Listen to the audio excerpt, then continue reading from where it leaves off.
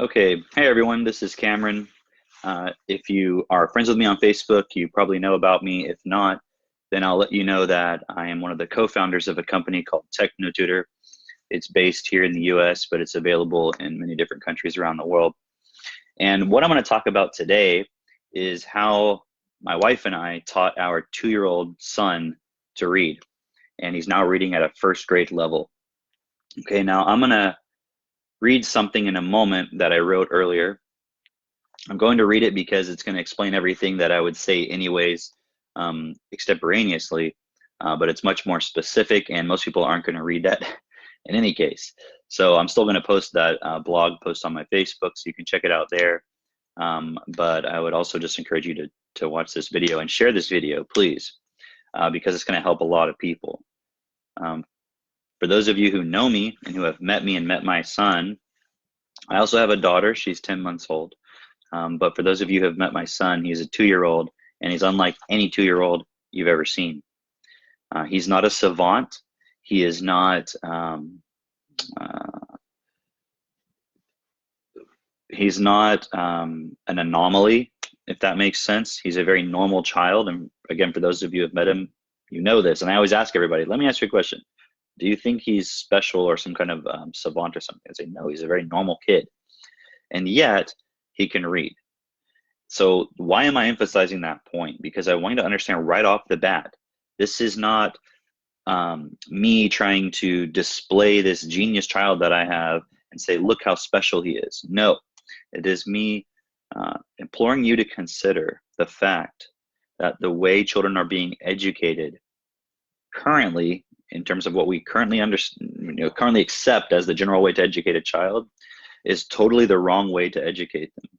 And it is in fact producing a situation where people think it's normal for a child not to read until they're 5, 6, 7 years old. In fact, that is harmful to the child, but also to the child when they become an adult and later in life. My child is not special. We simply are approaching educating him from a very specific starting point with very specific principles and a very specific technology. That technology can be used by anyone as long as you can use a computer. And even if you're at an age where you don't know how to use a computer, mom and dad knows how to use a computer so they can help the child. And that's what we did with my son, and we're now currently doing with my daughter as well. I'm not going to be showing you how Techno Tutor works. I'm not going to be showing you what it looks like. I'm just going to be talking today about the results that we've gotten, some of the results that we've gotten personally with our family. And I'm probably going to mention a few, results that we've gotten with many other families. But really, before I go further, I want to understand there's a reason why, if you look at our website, if you watch my videos, we don't show you how it works, because it's going to require very specific one-on-one support. And that's why we've created a business with a certain business model where we have distributors, and they're all around the country, all around the globe. And there will be more over time as well. And that is very specific by design. People ask us, why can't you just put this online? Well, first of all, you don't understand how it really works. But second of all, there's a one-on-one component that is really required. And ultimately, we want to re-educate parents on how to educate their children. And that's something that really is requiring a one-on-one interaction. So my wife and I spend a lot of time with our children. There's always someone with them. We don't ever leave them with anyone else. I could probably go on and on for hours and hours about the way we parent our children, but I want you to understand, even if you're a parent who doesn't understand all of the things we maybe do as parents, well, number one, we're going to support you with that if you have Techno Tutor. And number two, without Techno Tutor, it's going to be very difficult for you to make those changes. And that'll make more sense as I explain what I'm going to explain in a moment with how we've supported my son to be able to read, because him having a high vocabulary and reading ability and ability to understand and for us to communicate with him without having to use force is a big reason why parenting is so, I don't want to say easy, because it's challenging. Like when you're not getting any sleep and you're having to focus on another human being and provide for their needs, that's going to be challenging. There is no easy way to parent. Parenting is not easy. Just like if you want to be very muscular, it's not easy. Doesn't mean it has to be a struggle. If you do the right things long enough consistently, you'll get that result. You'll become more muscular, whatever your goal is. It's not easy, but there's a right way and a wrong way to do it. And if you do it the wrong way, you're not going to get the result. And it's the same thing with parenting. It's the same thing with educating a child. If you do it the wrong way, you're going to produce an inferior result. If you do it the correct way, the best way, and there's only one best way, if you do it that way, you're going to get what seems like a superior result. But what I want to understand is it's a normal result. Right? It is normal, actually, for a child to read when they're 2 years old. Now, it's not normal from the perspective of it happens on average. But what I would like you to consider is that it's not because my child is some kind of super genius that he's just naturally born with the ability to read when he's 2 years old. And I'm going to walk you through a timeline of his development to get to the point where he's reading. He didn't just start suddenly reading on his own. I would say he didn't show any necessarily proclivities that would explain why he's reading at a young age. It's because of a specific process we've walked him through. And also, before I go on, if you're the parent of a child who's already past the age of 2, 3, 4, even a middle schooler, teenager, an adult, if you're interested in improving your reading ability, this technology will work with you and your child no matter what age, whether you're 3 or 93, as we say. Okay, so it's not just about a 2-year-old. The fact is, I have a 2-year-old, and we're showing the result there. I would suggest that you don't wait until he's 5 or 7 or 9 to see where he's at in those points. I would suggest you don't wait until, as I'm going to say in my blog post that I'm going to read in a moment, don't wait until he's 5 years old and solving linear systems of linear equations on camera before the light bulb goes off in your head and say, oh, this is a superior, the best way to educate a child. Just do it now. Reach out to me. I'll connect you with someone who's local to you, and we can go from there. All right, so beyond that, there's not a lot I can say about how it works that would really even matter anyways. You just have to see it. And that's also why we have a business model where we have distributors that can reach out to people individually and show them how it works, because seeing is believing. Okay, I'm not just here to talk about something and sell you on something just from talking. You have to see it as well. What I want to talk about today is the process of what we did with our child and kind of the timeline and everything. So you can see, like, especially if you don't have children, or if your children are very young, or if they're even still 2, 3, 4, 5, how you can start doing things with them that's going to make a huge difference for them moving forward. Again, even if your child's already past that age, this is going to make a huge difference. And we have plenty of examples of that. Children that I've worked with, even when they were already beginning high school, that are now going on to Cambridge and Oxford and things like that on full scholarships because of basically an intervention at that age. So don't think it's all lost if your child is older already, but I'm just really emphasizing the point of, if you have younger children, don't wait until they get older. And the reason why I say that is because the older your child gets, the less likely they're going to listen to you, especially if you haven't developed the points I'm going to talk about with your child already. Okay, so don't wait until it's too late.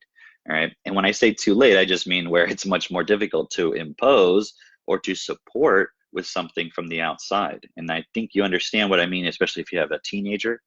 I would suggest it doesn't have to be that way. It's simply because of an improper foundation. That foundation can be fixed.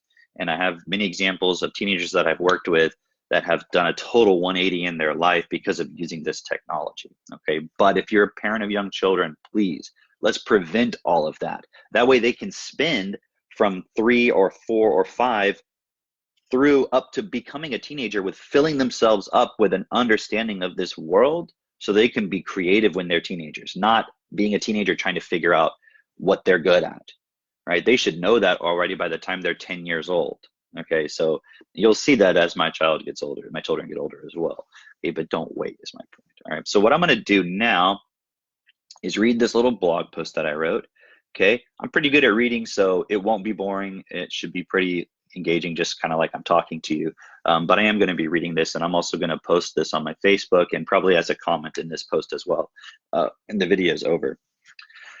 So the title of this post is How We Taught Our 2-Year-Old to Read. Okay, so let me go ahead and start here. For those of you who don't know, my son Max is able to read, and he's not even 3 years old yet. And when I say read, I don't mean he has memorized words in a book that we have read to him over and over. And just as a segue for a moment, I think that's what a lot of people, when they show a child who's 2 years old reading, I think that's what they either think it means or that's what they're actually doing, which is, oh, if I read a book over and over to a kid and then they can remember the words on the page and then they can look at it and say what it says based on what they remember, that's reading. That's not reading. Okay, so, and that's not what I'm talking about. Okay, here's what I'm talking about. I mean, Max, can take a book that he has never seen and read the words and understand what it is saying. I'm going to give an outline of the process we went through to develop that ability within him at such a young age. Now, I'm not going to give every single detail because this would be a very long essay, perhaps a book at some point, but I am going to give a little bit of the highlights of the outline of the timeline. Okay. So firstly, we use a program called Techno Tutor. It is a technology that works with the natural learning ability and integrates all the symbols, sounds, letters, words, numbers, etc. of a language into the physical body, which are then able to be accessed while reading, speaking, writing, etc. This approach is unlike any other approach to education that currently exists because it is not based on any form of memorization or thinking. It is based on how the body learns from the moment the child is born, but which becomes lost after the first 5 to 7 years or earlier in many cases, and which is virtually non-existent by the time the child enters school. This is the main reason why so many children struggle in school and why very few excel. As we've discussed in other posts in this blog, for example, the school system is not actually designed to teach anything. It's designed as a filter for society, as John Taylor Gatto calls it, the propedeutic function. It's designed as a filter for society to identify those with strong memories and place them in positions such as doctors and lawyers, for example, to keep the system running and never change so that the current 1% remain in their position. The education system is, in fact, the main pillar holding the entire system of inequality in place, because education is the one point where inequality could be addressed at a fundamental level, and yet this one point is abused to, in essence, brainwash the masses into quiescence and tacit acceptance of a system that really only serves the interest of a few. For my children, my wife and I decided to take matters into our own hands. It has been well established that vocabulary, reading, and math ability are the keys to success in this world, and that those who are strong in these areas make more money, have better relationships, better health, better life expectancy, everything better. Educational psychologists have known for decades that they can predict a child's school performance as early as grade 3, so their grade 3 performance, what it'll be like, based on the child's vocabulary when they're 4. They know that the grade 3 reading ability predicts later school performance and the likelihood that the child will graduate high school. They'll attend university, graduate university, and the odds of whether they'll end up on jail or in jail or on welfare. All of this is known. Oh, and that's another point I didn't say in this blog. You can predict the child's age 4 vocabulary. So you can predict grade 3 performance, graduating high school, going to university, attending university, or jail or welfare can be predicted by the grade 3 reading ability of a child. The grade 3 reading ability of a child can be predicted based on the age 4 vocabulary of the child. The age 4 vocabulary of a child can be predicted with a basic general accuracy based on the parent's income. Okay. So all of this is known. It's all well-established research.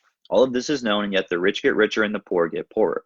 All kinds of fancy methods have been introduced to try and solve the problem, but none of them address the real issue, which is what the child learns in the first 3 to 5 years of their life and how they learn it. Again, we took matters into our own hands. Using this technology called Techno Tutor, we began working with ourselves first. So myself and my wife used it for ourselves before we had children, to reestablish our own natural learning ability. This was before we even had children. We knew that the way we were raised was not effective. I was spanked, punished, yelled at, abandoned, all kinds of abuse as a child. I knew that I could not allow myself to treat my child as I was treated, and yet I couldn't just react to how I was parented and change nothing at the cellular level.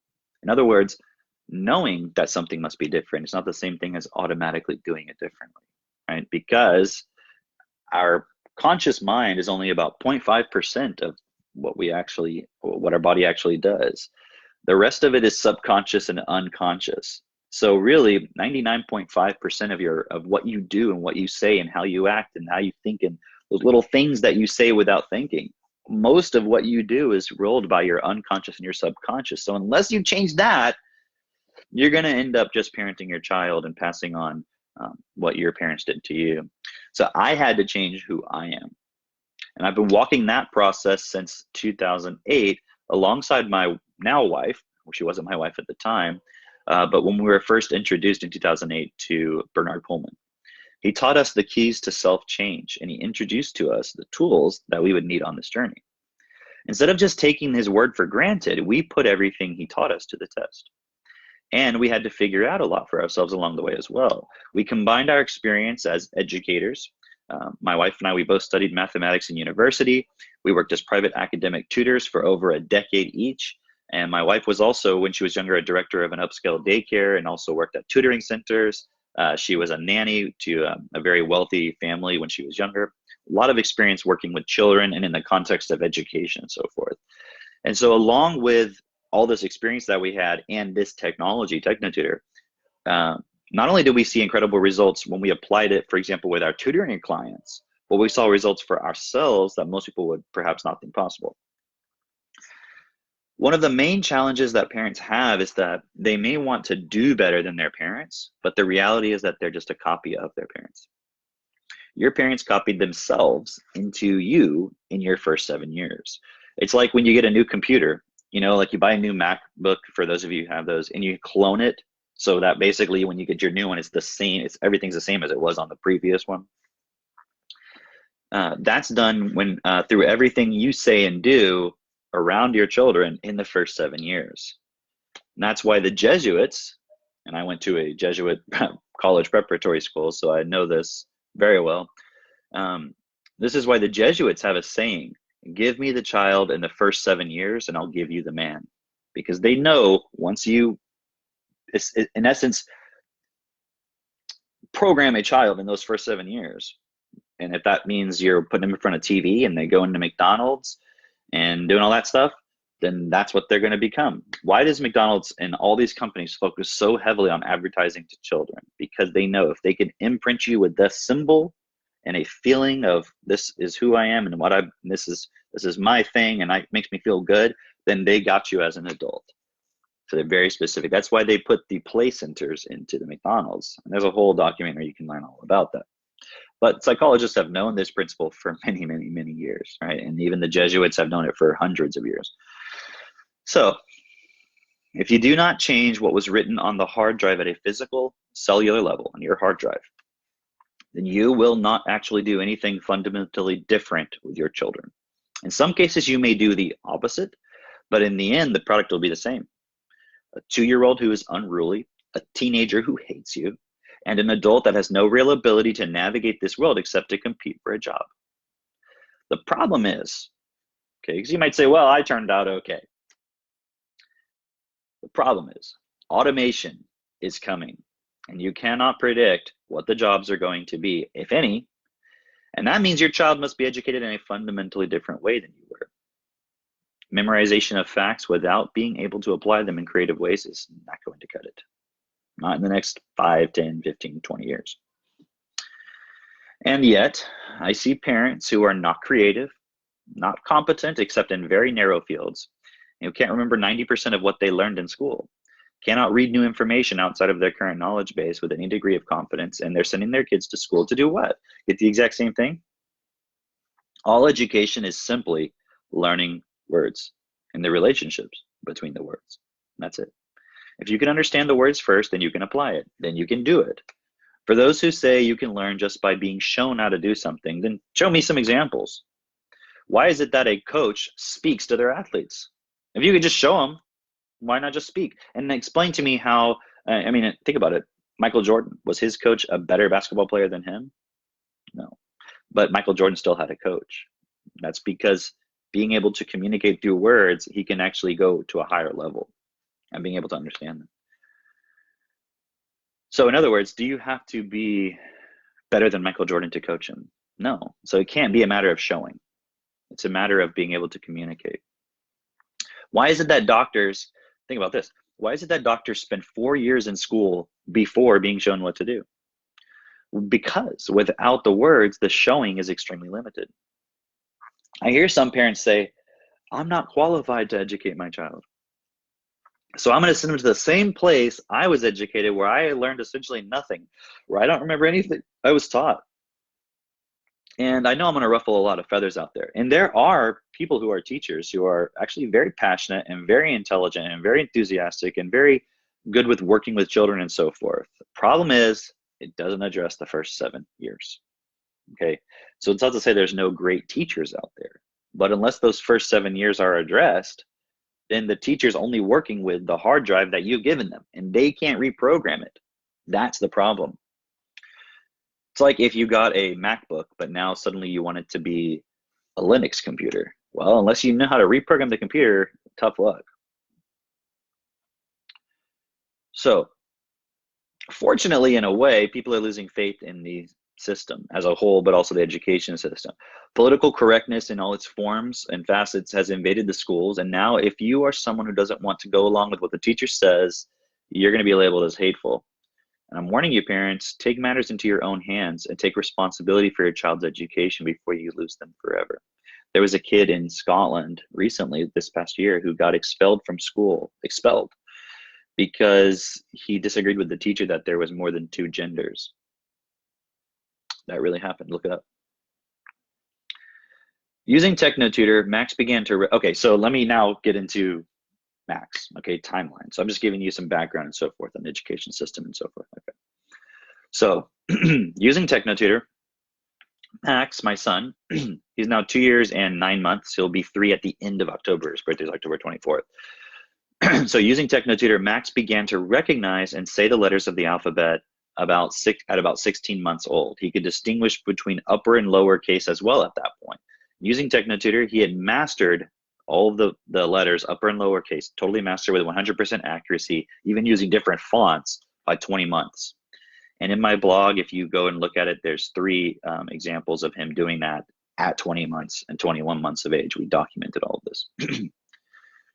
By the time he was about 22 months old, he could do the same with the numbers and basic math symbols like plus, minus, equals, etc. And I have a video of some of those. By 23 months, he had mastered most of the punctuation symbols, and we have a video of that. By 2 years and 3 months, he was reading words like walk, run, stop. He could distinguish between world and word, for example. And I have a video of him reading some words at that age, 2 years and 3 months, that I was handwriting. At 2 years and 9 months, he's now reading books at a first grade level. And so I have a video here of Max reading a book with Katie. It was the first video we got on camera of him reading a book with us. And in that video, by the way, if you go and watch it in the blog, we never read that book to him before. So it's the first time he's seeing it. We never read it to him. And if you pay attention, you can see you can't figure out the words from the pictures because, well, you'll see if you watch the video. Okay, so we chose that book very specifically because it's not like it's a picture of a duck and it says, I'm a duck. It's not, that's not what's happening. It's a picture when if you watch and if you listen carefully, you'll see him read the words and you see the recognition of him understanding what it says, but then he'll ask, why is it saying that? And what's in the picture? Meaning they're not necessarily correlated between the two, okay? It makes sense when you look at the picture, why they're saying what they're saying in the book, but you can't discern what the words are from the actual pictures, and you'll see that if you look at it.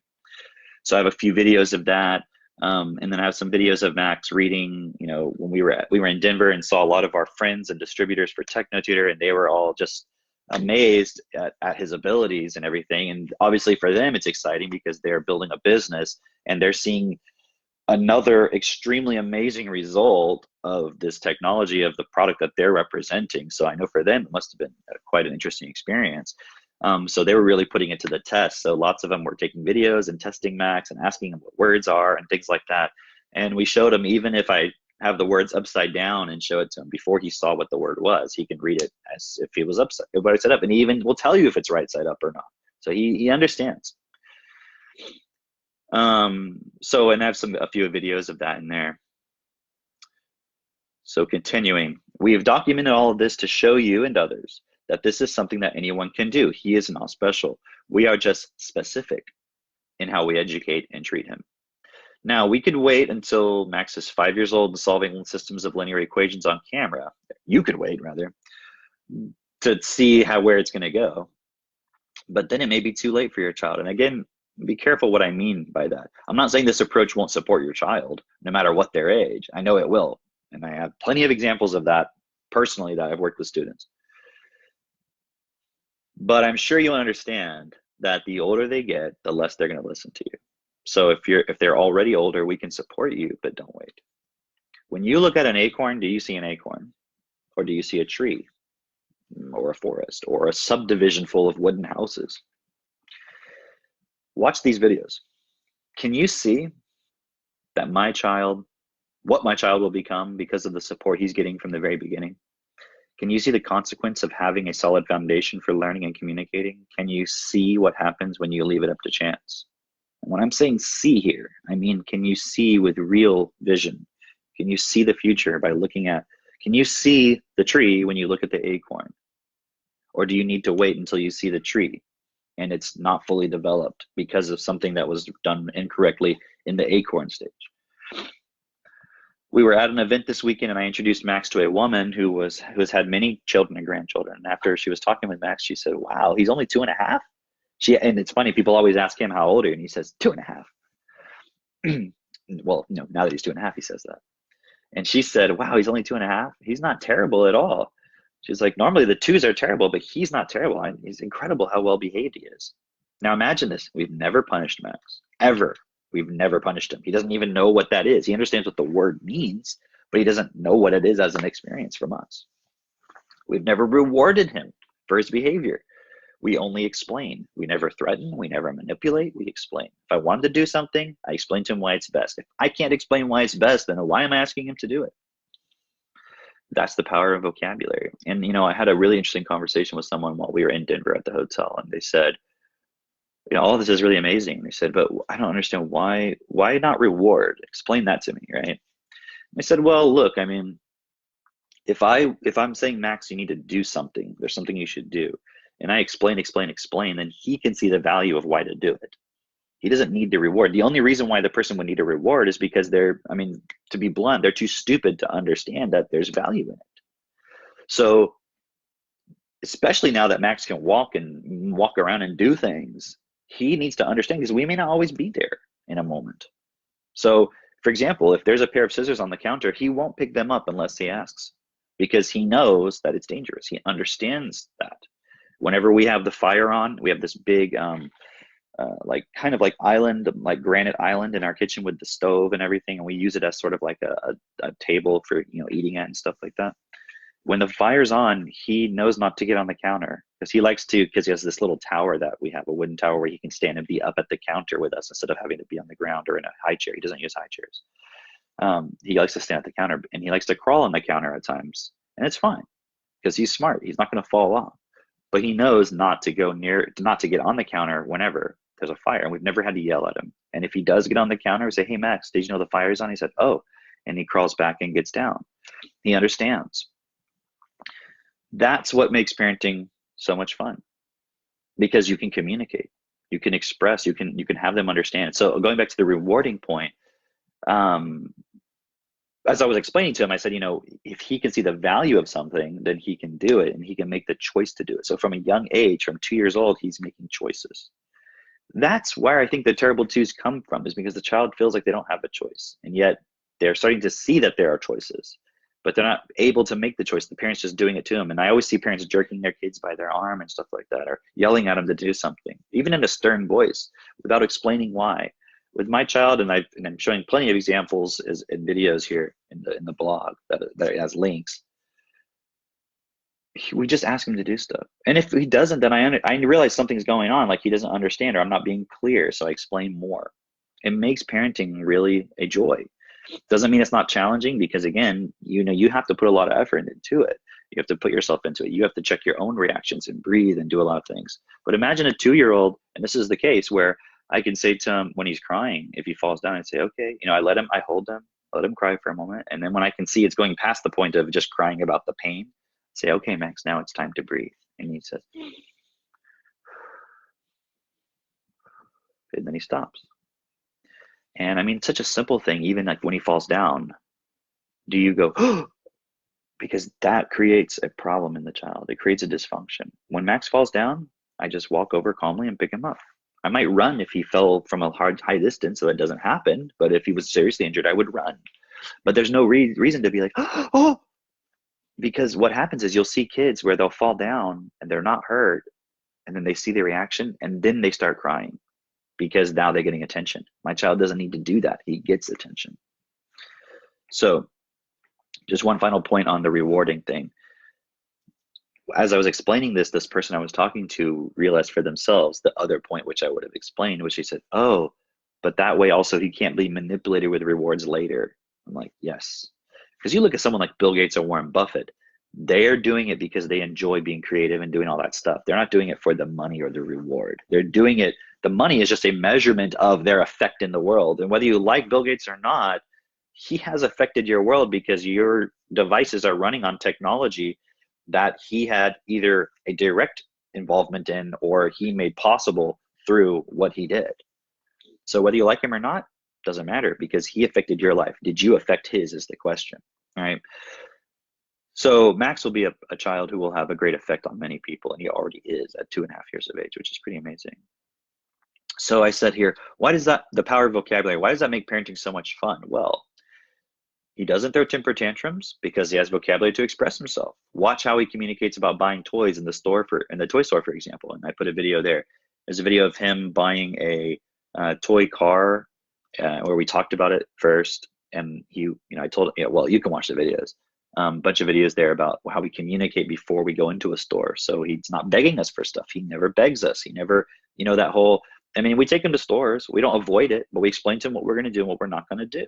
Okay. And if he really is like, hey, I really like this. I really want this. And I can see he genuinely just wants it. We talk about it. And then I usually will get it for him, but there's never any begging. Okay. So if I say, no, Max, we're not getting that. Here's why that toy's not best, etc. So you don't see him running around playing with toy guns. He doesn't watch TV. He doesn't play video games. He doesn't even have an iPad or a phone or anything like that. The toys he plays with, like little toy cars, and now he likes to play with maps of different countries. And I didn't even put any of those in there, those videos in this. But I mean, if you follow me on Facebook, you'll see all that stuff. Okay, so let me continue here. We don't dumb things down.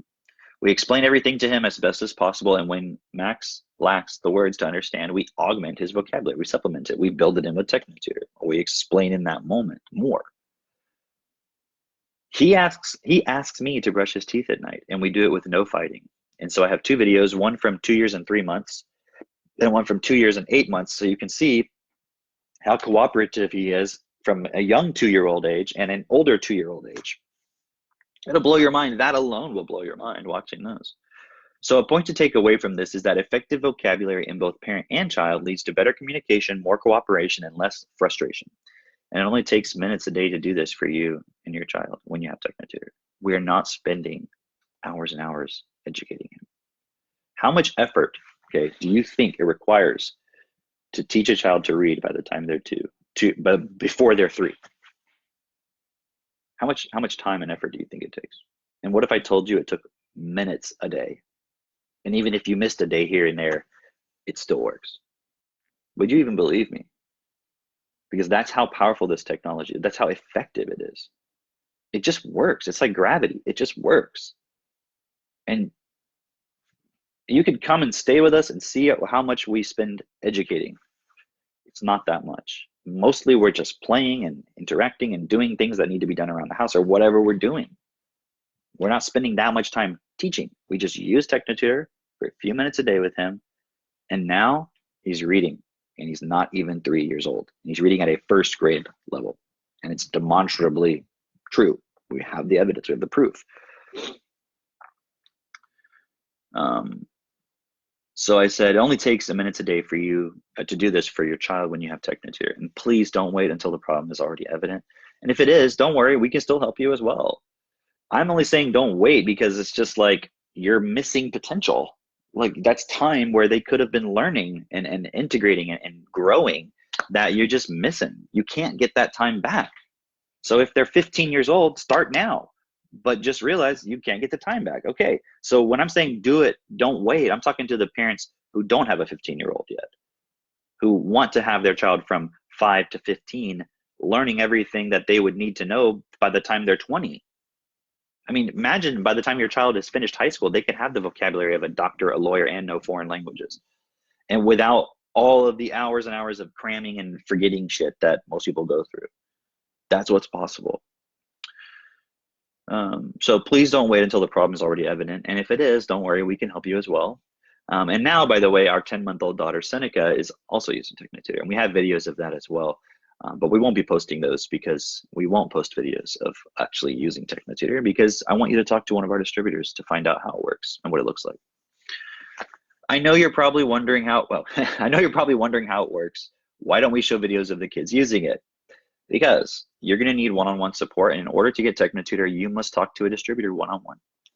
Here we're just showing one result with Max, for example. We have many more results from many families, results that would blow your mind, results that anyone would want. Students overcoming reading challenges, students being offered full scholarships to Oxford and Cambridge, families resolving conflicts. Amazing stories, but to hear more about that, you'll have to talk to someone one-on-one. That's how it works. Do you want to know more? Talk to a Techno Tutor distributor.